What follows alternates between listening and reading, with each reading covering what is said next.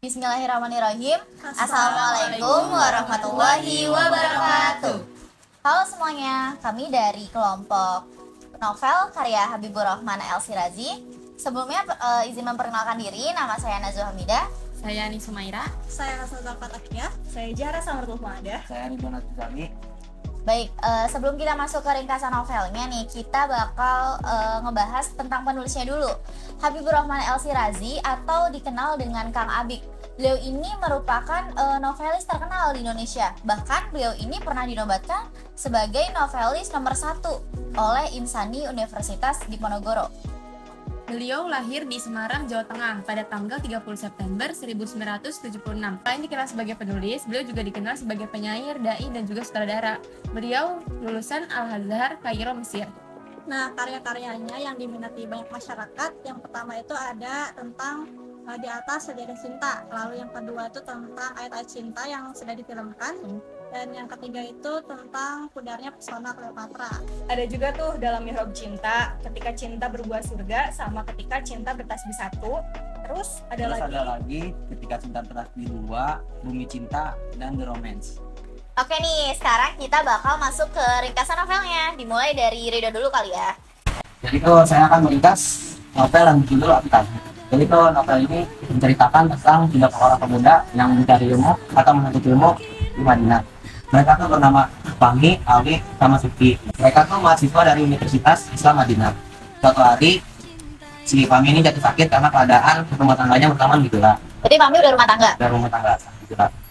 Si Fahmi jatuh sakit karena mendengar permintaan dari mertuanya, orang tua si Nujula, dan menceraikan Nujula. Itu tuh tanpa sebab. Lalu saat teman-temannya mendengar si Fahmi jatuh sakit, mereka mengajak Fahmi dan teman-temannya pergi berwisata ke Turki. Mereka pergi mencari Sladi Gusman, Said Nursi. Iya. Itu beliau siapa tuh? Beliau ini orang kita lah, orang-orang yang berada di Turki. Lalu saat berada di Turki itu si Fahmi sama temannya tuh kena culik. Lalu saat ditemukan, Fahmi tuh udah luka-luka, kakinya tuh udah kayak pincang gitu. Mereka dibawa ke rumah sakit di Turki. Lalu si Nujula tuh tiba-tiba ngajak si ini Fahmi. Ya, bisa? tiba-tiba aja gitu karena bersama temannya Ali sama istrinya. Lalu si Nujula minta maaf. Tapi itu udah cerai belum? Belum ya? Baru minta. Lalu memaafkan si Nujula. Lalu mereka berdua tuh, jadi tuh mereka berdua belum udah nikah tapi dikasih nggak? Oh, dikasih Iya, sah secara agama. Belum sah secara negara ya? Negara aja, jadi belum ada bukunya. Lalu mereka pergi bulan madu ke kota Van. Jadi Itu di mana? Di Turki juga. Jadi si Fahmi udah sembuh. Udah sembuh satunya. Itu aja dari novel Lati Kawin yang saya bahas. Selanjutnya akan diceritakan oleh Oleh Zahra. Oke, selanjutnya saya akan meringkas novel Ayat-Ayat Cinta yang udah saya baca nih. Nah, novel Ayat-Ayat Cinta ini mengisahkan tentang romansa cinta yang dibalut sama nilai-nilai agama. Pemeran utamanya itu namanya Fahri. Dia itu sosok laki-laki idaman, dia orang Indonesia yang dapat beasiswa kuliah di Universitas Al-Azhar Mesir. Nah, dia itu banyak banget yang suka karena emang dia baik, rajin, pintar, soleh, pokoknya idaman banget. Nah, ini tuh yang suka sama Fahri itu bukan 1-2 orang. Berapa tuh? Tapi bahkan 4 sekaligus wanita. Itu bener-bener ambisi banget buat ngedapetin Fahri. Tapi Fahri nggak tahu karena emang sebodoh amat itu dia sama perempuan. Nah, tapi hingga akhirnya dia dijodohin nih sama gurunya, sama Aisyah namanya. Fahrinya mau? Fahri nggak mau. Nah, tapi kan yang berempat ini ada tuh satu lagi namanya Naura. Nah, ini Naura itu nggak sudi kalau misalnya Fahri nikah sama Aisyah. Akhirnya dia fitnah Fahri kalau misalnya Fahri itu udah ngehamilin Naura. Padahal Naura tuh hamil bukan sama Fahri, tapi sama bapak tirinya. Berarti si Naura hamil beneran? Iya, hamil beneran. Tapi dia fitnah Fahri gitu. Nah, akhirnya Fahri dipenjara karena emang Atas tuduhan itu ya? Atas tuduhan itu. Nah, tapi singkat cerita ya dengan ikhtiarnya Fahri lakukan sama Aisyah, akhirnya Fahri bebas. Jadi dia tetap sabar tuh selama di penjara itu? Sabar banget. Dan waktu itu Aisyah tuh keadaannya dalam sedang hamil gitu. Waktu itu sampai akhirnya Naura sadar, Fahri sama Aisyah hidup bahagia gitu. Itu sih, gitu aja ringkasan dari Ayat-Ayat Cinta. Oke, selanjutnya bakal lanjutin sama siapa nih? Sama Hasna.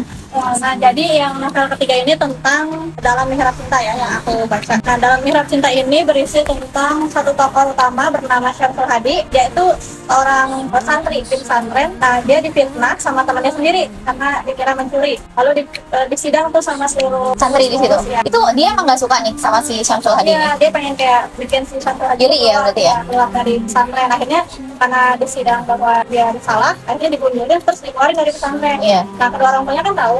Nah, kedua orang tuanya itu kayak nggak menerima, kecewa gitu sama si Orang tuanya percaya juga. Iya, kecewa.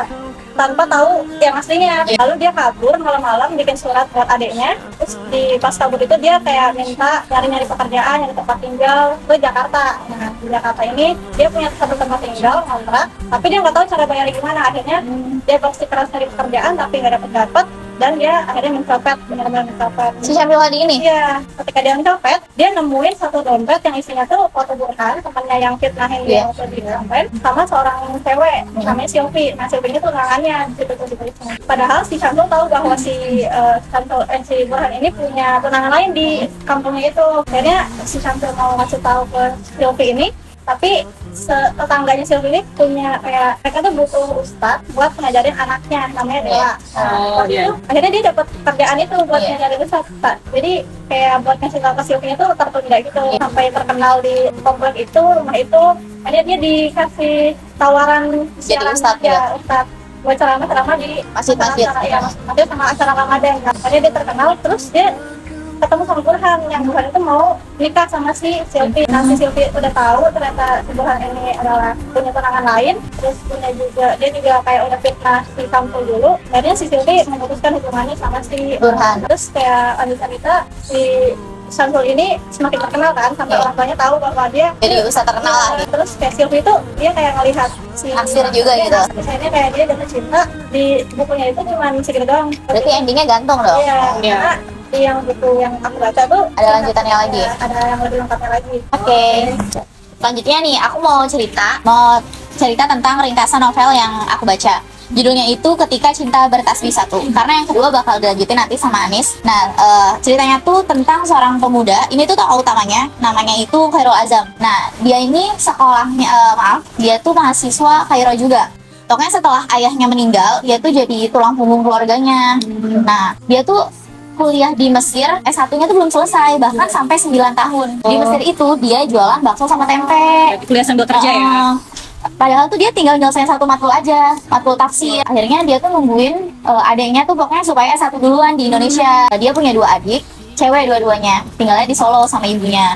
Nah, singkat cerita dia bertemu sama perempuan soleha banget, namanya Ana Altafunisa. Dia akhirnya mau niat baik dong ngelamar si Ana ini lewat perantara Ustadz Mujib. Namun waktu dia ngelamar, ternyata Ana ini udah dilamar sama orang lain, sama sahabatnya sendiri, namanya Furqon. Nah, si Furqon ini status sosialnya juga lebih tinggi, lebih kaya, lebih pintar gitu lah, udah S2 bahkan. Nah, terus akhirnya dia sadar diri, tapi dia tuh nggak bikin kayak itu kan ujian juga ya dari Allah, tapi dia nggak kayak berlarut-larut sama kesedihan. Dia malah kayak itu pacuan dia buat lebih semangat kuliah. Dia ngambil hikmahnya lah. Azam ini orangnya tawakal banget, orangnya semua masalah pasti dia sangkut pautin sama agama, sama tuntunan ajaran agama. Dan yang nggak pernah dia lewatin itu, dia selalu secapek apapun dia, kan dia kerja juga ya, dia selalu nyempetin baca ayat Al-Quran walaupun sedikit. Nah terus dia lanjutin kuliahnya selama 9 tahun itu kan, belum selesai S1, dia lulus lah karena dapat kabar adiknya tuh udah lulus S1 duluan di Indonesia. Akhirnya dia nyoba lulusin dan akhirnya lulus. Nah akhirnya dia mencoba pulang ke Indonesia.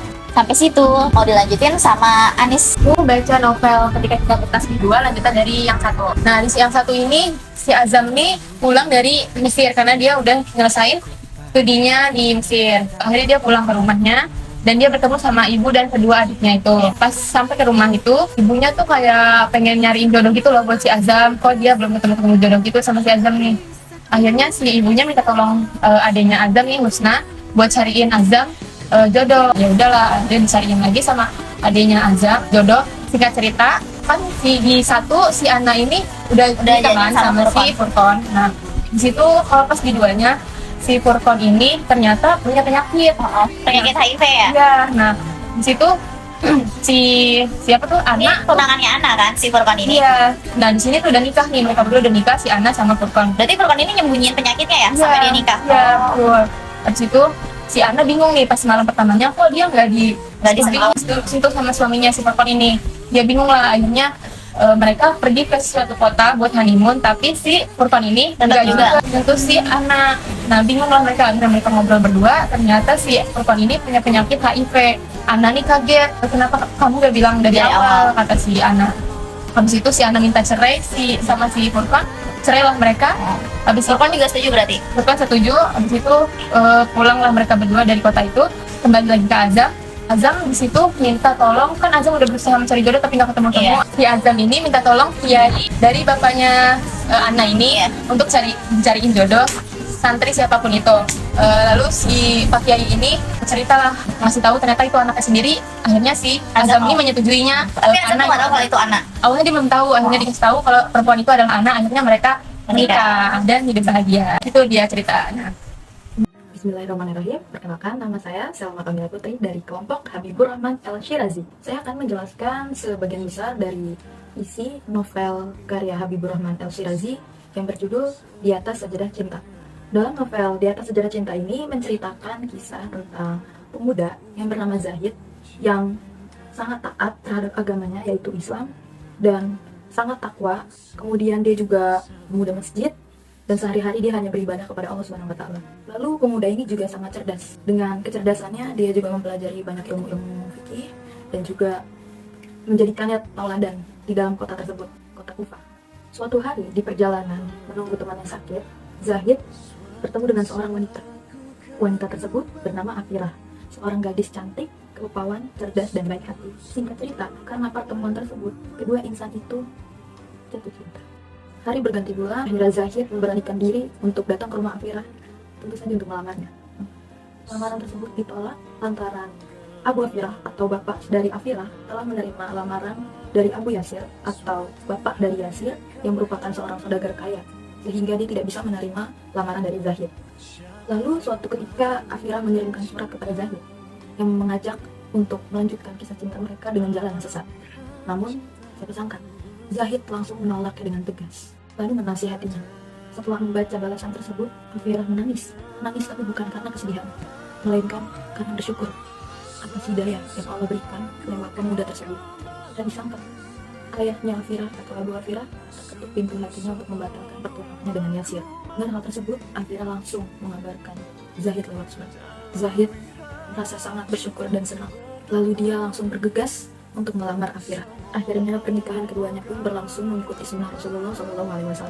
Tiada henti mereka mengucapkan syukur kepada Allah. Amanat atau pesan yang dapat diambil dalam cerita Di Atas Sajadah Cinta yang pertama adalah pasangan hidup bukan hanya sebagai pemuas nafsu saja, namun itu merupakan bentuk dari ibadah kepada Allah SWT. Yang kedua, ridho Allah juga ridho orang tua. Yang ketiga, tetap berpegang teguh kepada akidah dan terus memperbaiki akhlak. Nah, dengan itu kita dapat hidup dengan baik. Yang terakhir, kita harus menerima takdir dengan sabar dan hati yang lapang, tabah.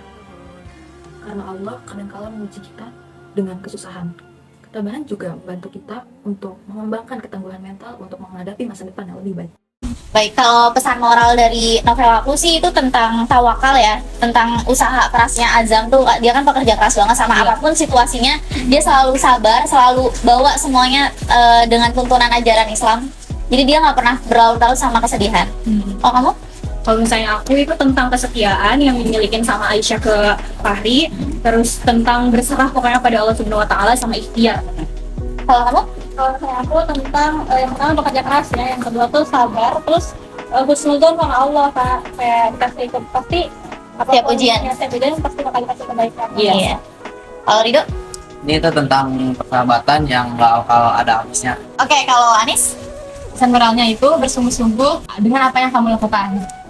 Di sini kita juga nyiapin kesimpulan yang bakal dibawain sama Hasna. Nah, jadi kesimpulan dari ke-6 buku ini yang ditulis oleh penulis kita, Kang Abik. Kang Abik. Nah, kesimpulannya tuh beliau tuh punya tema buku yang kebanyakan kisah-kisahnya tuh tentang kisah cinta Dibalut dengan ajaran Islam. Iya. Gitu. Pasti selalu ada keislamannya ya. Nuansa Islamnya. Oke, sekian dari kami. Terima kasih. Wassalamualaikum warahmatullahi wabarakatuh.